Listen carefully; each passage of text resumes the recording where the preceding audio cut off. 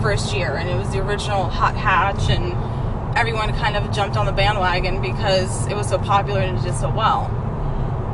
The following generations, this is the sixth, I guess we'll call it, reincarnation of the GTI, and they really wanted to kind of make it look more old school and kind of go back to what it originally was.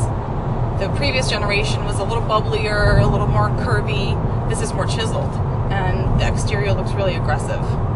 So a lot of people, it's gotten great reviews because of that. A lot of people actually ask, it's kind of funny, they ask what the difference is between a Golf and a GTI, because in Europe it's just a Golf and the GTI is the trim, it's an option.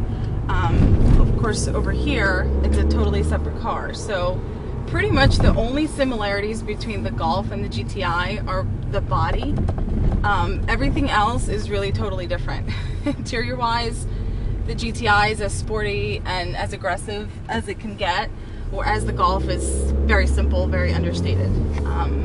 And the price point for the GTI starts at roughly just about $24,000, and it comes standard with amazing features, from the heated seats to the Bluetooth, steering wheel, all the multifunction features, totally standard. So it's a beautifully packaged car. Since you know, Volkswagen pretty much kept a very similar car from last year or the previous generation to this one, there's really nothing to change, so to speak, because it really was just a perfect car.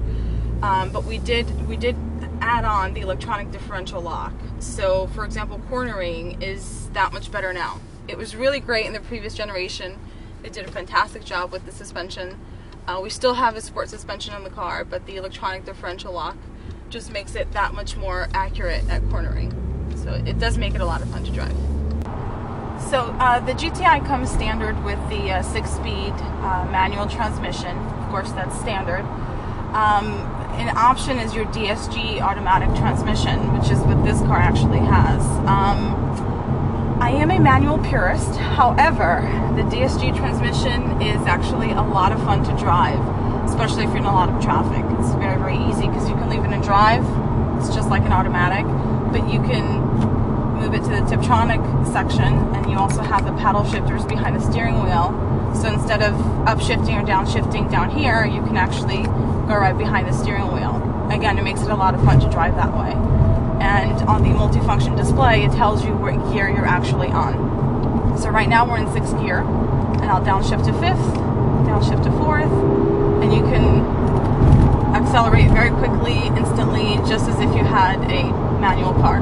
You have the same kind of fun out of the car as well, with the added benefit of it being automatic.